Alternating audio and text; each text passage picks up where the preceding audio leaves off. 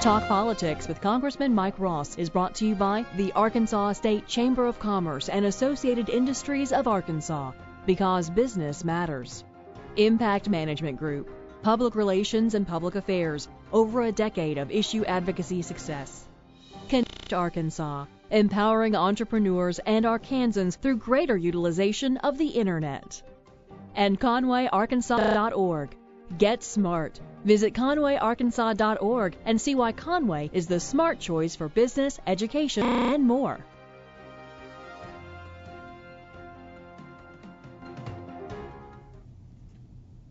All right, welcome to this latest edition of Talk Politics. We are with Congressman Mike Ross, who represents the sprawling 4th Congressional District. Thank you so much for being here. We're glad to have you. Well, thanks, Roby. It's good to be on your program. If you want to ask a question of Congressman Ross, we've got a lot in queue already that we're going to run through, but you can send us them through Twitter and through Facebook. Just make sure you use the Talk Politics hashtag, and that will get it to us in the middle of the program. Let's start first with Talk Business has recently, in partnership with Hendrix College, produced some congressional job approval numbers. You were sitting pretty good if you have a glass half full theory or mentality. If you have a glass half empty, maybe not as much. 43% approved, 29% disapproved. What do you think of the job that you're doing in Congress? Well, I'm proud of the job I'm doing, Roby, because, and I think most people understand that I'm a conservative Democrat, and I'm a Democrat that does not believe all Democratic ideas are good and all Republican ideas are bad. I think there was a former President Bill Clinton that once said that. I think those numbers, and I think for the most part the rest of the delegation wasn't faring so well, maybe with the exception of Steve Womack, and I think it's reflective of Congress overall, and is one of the reasons why I'm not even running again. The American people are fed up with Congress, and I am too. Everything's being driven by the extremes of both parties, largely because of redistricting and gerrymandering over the years. And so as a result of that, the overwhelming majority of the American people are somewhere between the far left and far right, and they really don't feel like they have a voice. And you know, there's 435 members of Congress, so you would think there's 435 that could get beat in any given November general election. False. The reality is there's less than 100 members that can ever get beat in a November general election. The other 335 can only be defeated in their party's primary because of gerrymandering of redistricting over the years. So you've got all these safe Democratic seats, you got all these safe Republican seats, and less than 100 of us left in the middle. There were 84 Democrats in Republican-leaning districts leading up to the November 2010 election. 17 of us survived that, and I'm very grateful to the people in my district. Of those 84, we ended up winning by the largest margin, 18%, and I'm humbled by that, and I'm continuing to work hard on their behalf. Congress is not in session this week, and for me it means get out and see the people, so I've hosted 10 town hall meetings across the very large and rural district I represent. Already this week we've been to Fort Smith and Paris and Boonville and Waldron and Mena and Hamburg and Crossett and El Dorado and Magnolia and Stamps and Texarkana and Hope and Prescott, and here we are with you on Thursday morning. That's 14, not 10. Yeah. So, yeah. Well, let's talk about your retirement announcement this summer, which, by the way, I was on vacation. I appreciate you interrupting that to make that decision. Have you had any regrets since that decision? No. No? None at all. None at all. It's something that I had given a lot of thought to over the last few months, and look, it's been a real honor and a privilege to serve the people in Arkansas's 4th Congressional District for the last 11 plus years, and I've got 15 months left in this term. I hope my presence in 15 towns and doing 10 town hall meetings this week demonstrates that I'm going to continue to work just as hard to the end as I've tried faithfully to do from the beginning. But you know, we don't have term limits at the national level, and so I feel like they have to be self-imposed. And I never believe my time in Congress should be a permanent career. I never believe this seat belonged to me. It belongs to the people of Arkansas's 4th Congressional District. And like a lot of the American people, I too am fed up with Congress, largely because of what I just described to you about how partisan in nature everything has become. You know, I was part of a group last week that called for a timeout on the 2012 elections and said, let's put country before party for once. You know, you look at when you've got 335 of the 435 members of Congress that can only be beat in their party's primary, they end up acting more like a European Parliament than they do a representational form of government. So there's about 100 of us left in the middle trying to participate in a representational form of government. The rest of them, whether it be Democrat or Republican, are simply doing whatever their national party leaders tell them to do, anywhere from 95 to 99% of the time. That's not what our founding fathers had envisioned and how we would run this country. Let's take some questions from some of our viewers and readers on our website. Let's start with Janice from Greenbrier, a frequent conversationalist with me. Gene Jeffress, and I would add Elvis Presley, are the only announced Democrats to run for your seat in the 4th District. There are more Republicans, including Beth Ann Rankin and Tom Cotton. Who do you think will be the nominees, and will you support the Democrat? I think Elvis has since learned that Star City, Lincoln County, is now part of the 1st congressional district. But you don't have to live in the district. That's true. So. That's true. My response to that would be it's still early. Don't forget, at this point in 1991, Bill Clinton had not even yet announced for President of the United States. And it's certainly more difficult to run for President of the United States than it is the U.S. House of Representatives. So, you know, the filing deadline's in March, April. I think it's March now. And that's a long time off. It's a lifetime in this business, and I think you may very well see other candidates emerge on both sides of the aisle. And so you seem like you have a little insider information on that. You think there'll be some more people coming out? Oh, I think there will be. I don't just know insider information. I'm just speculating that we probably haven't seen the last of the candidates on the Democratic and Republican side. You know, time will tell. I mean, look, and I give a lot of thought to this as well. My vacating the seat in 2012 as opposed to 2014 dramatically increases the Democrats' opportunity to keep it.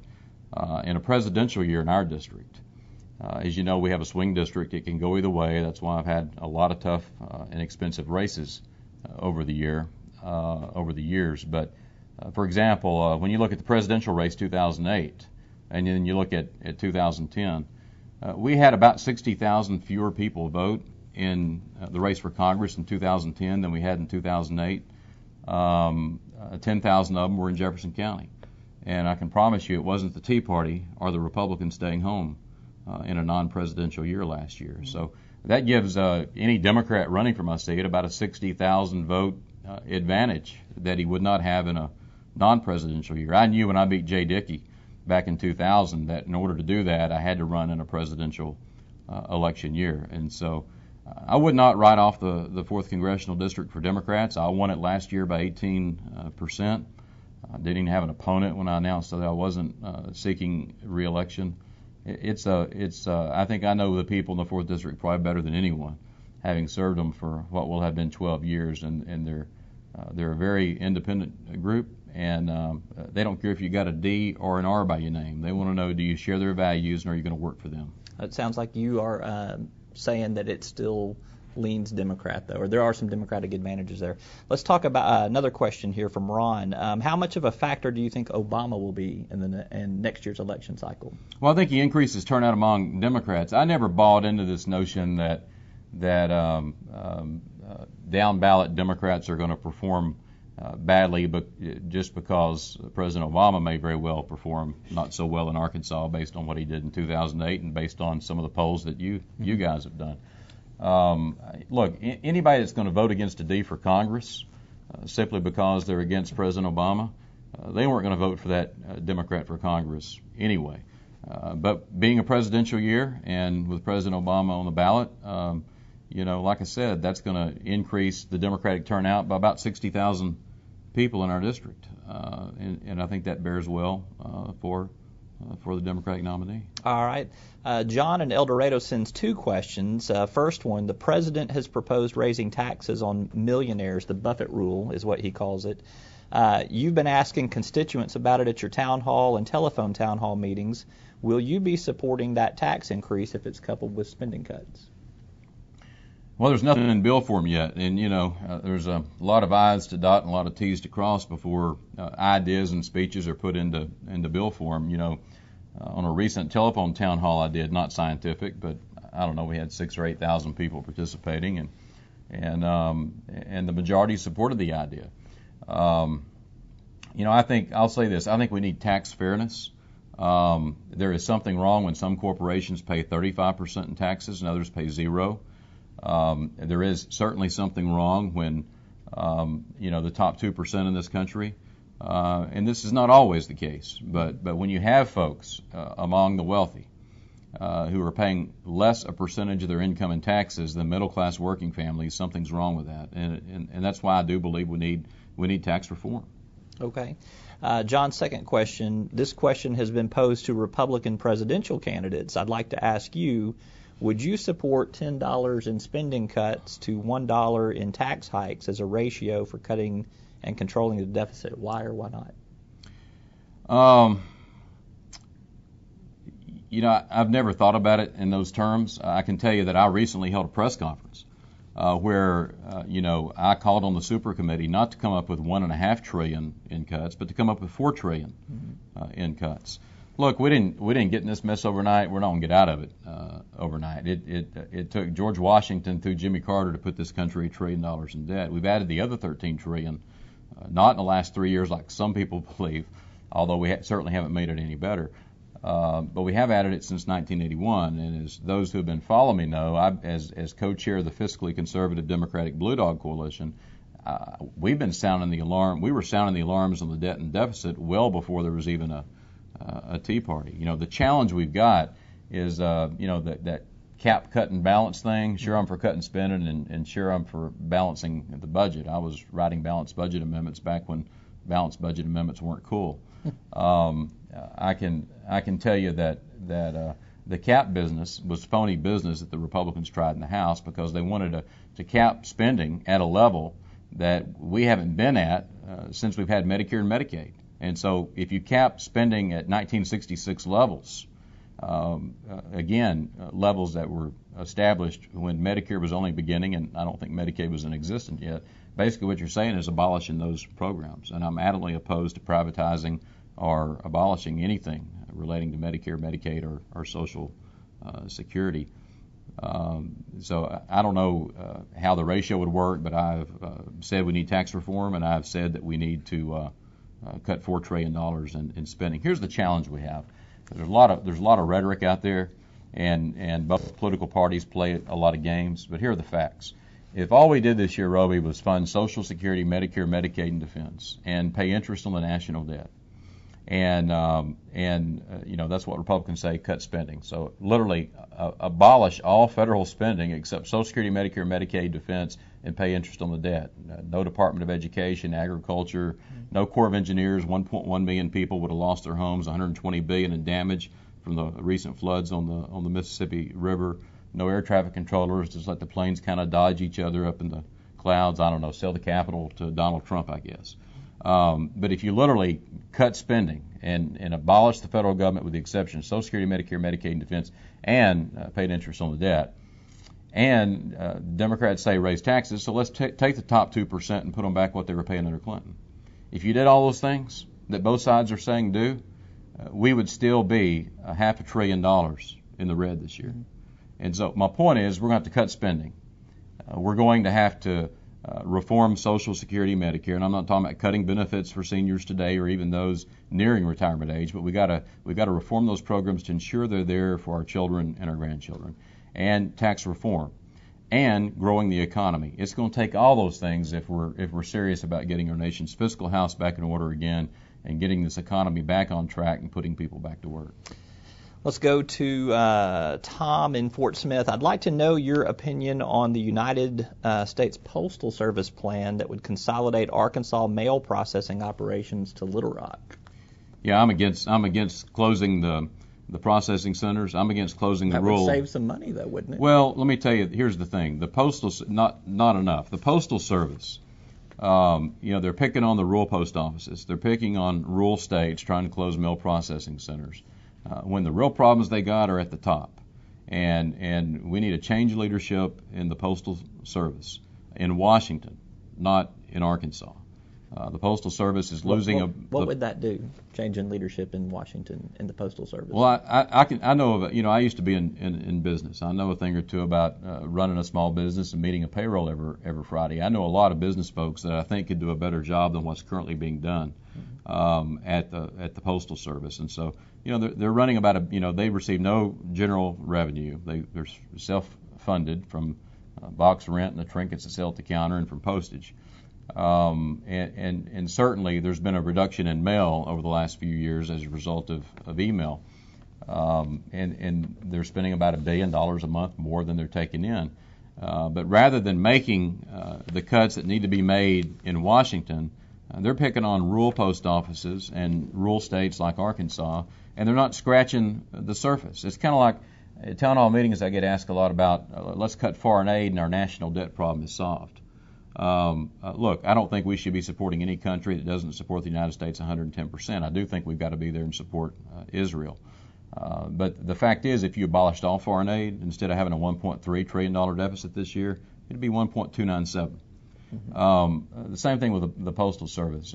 They're losing $1 billion a month. Closing these rural post offices is not going to fix their problem. It needs to be started with new management, and it needs to be started with a new direction. They've got to rethink how they provide services. And FedEx and UPS are constantly changing their business model and changing with the times. And the Postal Service is still living in the 20s, and that's got to be changed. And they're talking nickels and dimes when they're simply closing our rural post offices. Let's take another question. This is for Mike. I'm not sure where Mike's from. Do you regret your vote on health care reform? I'm not sure if that's your vote in committee or your vote in the floor on the House. Yeah, no, I do not. Look, I voted against health care reform in 2009, 2010, voted to repeal it in 2011. But I've been clear from the beginning that we need health care reform. But we need common sense health care reform. That bill was too big, it was too costly, and it just wasn't right for Arkansas. That's now going to be decided by the courts. I've said all along that I didn't think that we could tell people in this country that you must buy health insurance or be fined. That was the big problem that I had with it, and whether I was right or wrong, we'll soon know with a ruling probably this year or next year from the United States Supreme Court. But look, if we do nothing, no one's going to have health care in 10 years. We've got to reform the system. Healthcare costs are growing at twice the rate of inflation. The problem with the healthcare reform bill is they were so desperate just to get something passed that things were thrown in and taken out just to get to the votes rather than what made for good, sound policy. And a lot of people that supported the legislation now are starting to realize that. At best, it's got to be reformed and fixed. The fact is there's not nearly enough in the bill to stop health care from growing at twice the rate of inflation. And really, there's two parts to this. Do I want everybody in America to be able to afford health care and have it accessible? Absolutely. I mean, who doesn't? We're compassionate people in this country, but we also got to be able to pay for it. In Arkansas, and by the way, we're one of the least generous states. To get on Medicaid in Arkansas, you got to be at 17% of poverty. This bill, beginning in 2014, will raise it to 135% of poverty, which I think is a good thing. But it's also going to add 250,000 new folks to the Medicaid rolls in Arkansas. So we already got 750,000. So 1 out of every 3 people in Arkansas are going to be on Medicaid. The governor's already announced that he's trying to reform the Medicaid system in Arkansas because it looks like we could. Actually, we've always ran surpluses. We had a surplus again this past year, but we actually it could be the end of the days of surpluses. And it's simply being caused by the increasing cost of health care, in this case, Medicaid. That is before you add 250,000 more people. And so I'm all for making health care affordable for the working poor and for the poor. Absolutely, I'm all for that. But we also got to find a way to pay for it, because unlike the federal government, the state of Arkansas cannot deficit spend, and I just don't think this bill went nearly far enough in trying to find ways to cut cost in the overall healthcare system. And I know there are some more liberal Democrats upset with that vote. But look, Governor Beebe's also said that he would have voted against the health care reform bill, and I can assure you I'm for health care. I want to make it affordable and accessible for everyone. I just don't think that bill went nearly far enough in order to accomplish that in a way that would be fiscally sound and paid for. Well, you've mentioned Governor Beebe and the governor's office. That's a great segue to Susan's question here. Lots of speculation that you might run for governor in 2014. What would make you decide to do that one way or the other? Yeah, I've given a lot of thought to it, and it certainly I've made no secret about it. It certainly played a role in my decision not to seek re-election. I thought about it a lot, and while I have not yet decided whether I'll be a candidate for governor in 2014, I'll make that decision sometime after my term in Congress is over in 2013.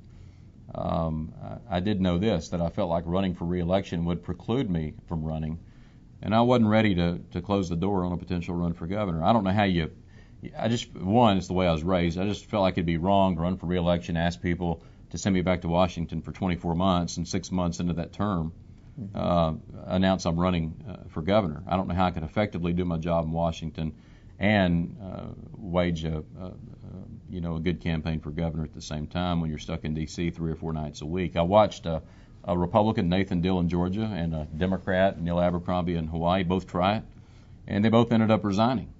And they both ended up winning too, I might add. But I mean, that cost each of their states probably $1 million for special elections, and I just didn't think that was fair to the people of Arkansas, and I wasn't ready to close that door. So I'm traveling around the district, I'm traveling around the state. Probably sometime in 2013, I'll spend a lot of time traveling the state, listening to people, finding out if they want me to run. I feel like my time in the state Senate, my time in Washington, as vice president of the NATO Parliamentary Assembly, where I've got contacts all over Europe now, could serve this state well in the area of job creation. I think the focus of the next governor is going to have to be education and jobs, and those are two things that I'm very passionate about. But I'm going to listen to folks between now and sometime in 2013 and find out if they want me to run. And then I'll probably go crappie fishing and make a decision. All right. This is from AJ. You served in the state Senate with Lou Hardin. What's your take on his sentencing? Well, obviously, Lou, and I think anybody, Democrat or Republican, that served with him in the state Senate would say the same thing. When I was in the state Senate, if there's anybody I would have trusted with my wallet or my checkbook, it would have been Lou Hardin. I think anybody in the state Senate would say the same thing. He was a good, decent, honorable man, someone you could trust, very smart, very committed to this state. And as we all know, somewhere along the way, he got in trouble. I think he's now made public it was related to gambling. Something that has taken a lot of good people down, by the way, just as alcohol and other things have as well. But I think his appearance before the judge, where he's remorseful and where he's gotten help and where he wants to find ways to contribute to society, I think we're good. Should he have gotten some jail time? Probably. I personally, and this has always been my position, that those of us who make the laws certainly should be held to a different standard. We should be held to a higher standard. And I'm sure to most people in the public, they felt like, given that a lot of people that commit less serious crimes do jail time, most of the people probably think he should have gotten some jail time. But he's in my prayers, and I hope that he can still find ways to restore faith and confidence in the people in the state and in him, and that he can continue to find a way to contribute for the betterment of the state. He's a good man who made a huge mistake. Let's take a message that we're getting here from one of our viewers right now. This is from... You're just really high tech, I aren't know, you? I really am. This is from Jason. Can you ask the congressman to clarify what he has said about Governor Perdue's suspension of elections? Have you commented on that? No. Are you familiar with the comments not really. there where Governor Perdue, I think in North Carolina, said that he thinks that Congress ought to take Congress might ought to take a vacation from an election cycle just so that people aren't worried about re-election. You kind of commented to that point earlier of everybody's worried about re-election. I didn't know Governor Perdue had said that, but you know, it's just in my 11 years there, it is continually gotten much more partisan. You know, when I first ran for Congress, it took about $1.5 million to run. Now it takes $3 million. You know, with the overwhelming majority of that going to TV. You know, my district's a very difficult district to run in, and you know, we're having a difficult time. I think both parties are having a difficult time finding credible candidates to run, and I think the reason for that is, one, you know, you run for Congress in Little Rock, you buy Little Rock TV, you're done. In my district, you buy Little Rock TV, but then you got to buy Monroe, Louisiana TV, Shreveport, Louisiana TV, Fort Smith, Fayetteville TV. Jonesboro is the only media market in Arkansas that you do not buy. And so, one, you got to be willing to raise $3 million, and because it's a swing district, you got to do it every 2 years. You know, the Senate's 6 years, the President's 4 years, the U.S. House is 2 years. Then you've got to be willing to spend at least half of each week away from your family. And then if you're successful in doing all of that, you enter a profession where 12% of the American people like you. If you're lucky. Yeah, and so I've watched this happen over the last few years. You're seeing more and more good folks not subject themselves and their families to that anymore. Mm-hmm. And I think the Supreme Court also did a terrible injustice in the ruling that basically said, you know, someone can contribute $2,500 to my campaign, but someone else can create a so-called super PAC like Karl Rove's done, and that same person that's limited to $2,500 to my campaign, and I think $2,500 is a fair amount. Here's the unfair part: they can write Karl Rove a check for $2.5 million. Mm-hmm. How do you compete with that? You know, we'd already seen Crossroads come in running ads against me. 6 months after I got reelected? You know, 6 or 8 months after I was reelected, they were on the airways running attack ads against me, something that, you know, they probably were going to do for 17 months, spend an estimated $5 million.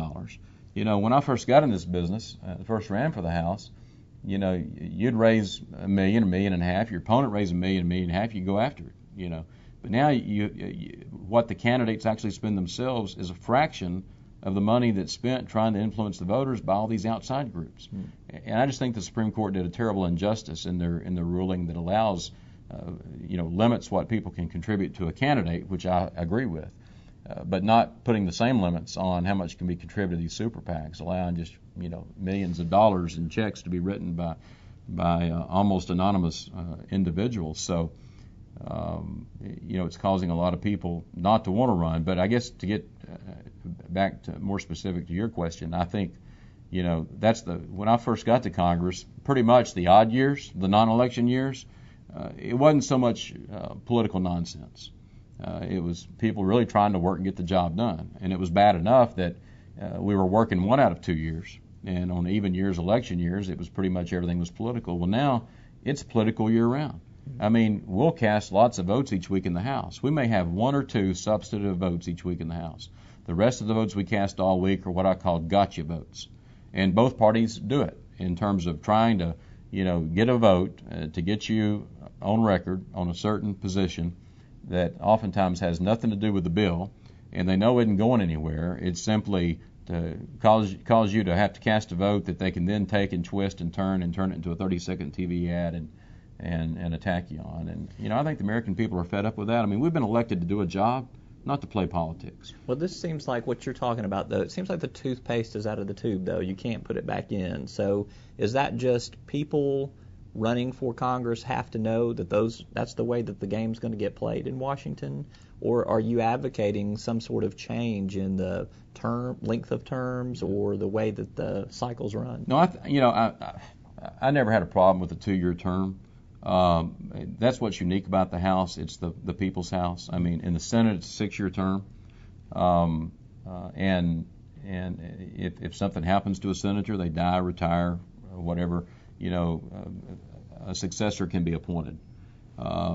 Technically, someone can be appointed president, as we saw Nixon do with Ford, kind of indirectly able to appoint someone vice president who then became president. And the reason the House is called the People's House is there's a vacancy whenever someone leaves for whatever reason until the people speak, until an election can be held. And I think the fact that I run for re-election, I win, raise my right hand, take the oath of office, boom, I'm 15 months from the filing deadline to run again. I think that's healthy, though. I think it keeps House members more in touch with their constituents. There's too much money in the process. It costs too much to run. There's too much outside influence by these groups like Crossroads Group. And there's Democratic ones, too. Oh, absolutely. Absolutely. I just hadn't seen them run ads in Arkansas for a while, and I can't remember their name. But absolutely.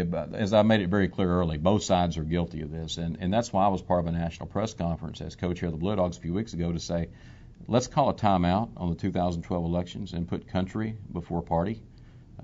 If we could do that, and again, all this goes back to gerrymandering over the years. There's 100 of us that can get beat in November, 335 if they ever get beat, they're going to get beat in their party's primary. John Boehner can never lose a November general election. If he gets beat, it's going to be in his primary. So Republicans typically run to their far right, whether they believe that way or not. Democrats typically run to their far left, whether they believe that or not, because all they have to fear, if they're from those safe Democratic and Republican districts, is a primary. And there's 100 of us left in the middle trying to participate in a representational form of government. But, I mean, for example, Boehner has an opponent this time who's running against him saying that Boehner's too liberal.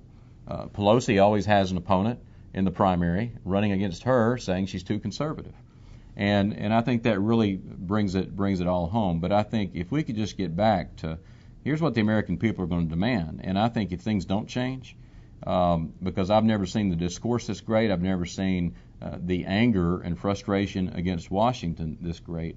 And I'll make this prediction. If the Democrats and Republicans in the House can't find ways to work together and start focusing on running this country and putting people back to work and paying down this debt and this deficit, I think you may very well see not the Democrats winning or the Republicans winning, but all incumbents getting beat. Not all of them, but a lot of incumbents. A lot of people, typically elections are decided it's a victory for Democrats or it's a victory for Republicans, depending on how things fall in the elections. With the mood out there right now and the lack of anything getting done in Washington, I very well think that you could see a lot of incumbents, Democrat and Republican, defeated in November 2012 if they don't wake up, stop the partisan bickering, and recognize we're all Americans first and start finding ways to work together to get something done for the American people. That's why we were sent there. We weren't sent there to play games. All right, Congressman Mike Ross has been our guest for the last half hour. We thank you for your time and answering our questions. We've got a few more that we haven't gotten to. We'll make sure the Congressman and his staff get those and get back in touch with you. Thanks for watching this edition of Talk Politics, Congressman Ross. Thank you once again. Thanks, Robbie. Good to be with you. All right. Take care.